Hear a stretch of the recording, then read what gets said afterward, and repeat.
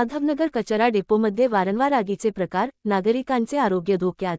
याविषयी सविस्तर माहिती अशी की माधवनगर येथील मिरज बायपास रोडवर असलेल्या कचरा डेपोस अज्ञाताकडून वारंवार आग लावण्यात येते। पसरणाऱ्या धूर व वासामुळे हवा प्रदूषित होऊन नागरिकांच्या आरोग्यावर विपरीत परिणाम होत आहे। या वारंवारच्या आगीच्या घटना टाळण्यासाठी ग्रामपंचायतीकडून या ठिकाणी रखवालदाराची व्यवस्था करण्यात आली आहे। तरीही आगीचे प्रकार थांबत नाहीत। याची चौकशी करण्यात येऊन संबंधितावर कारवाई करण्यात यावी अशी मागणी नागरिकांतून होत आहे।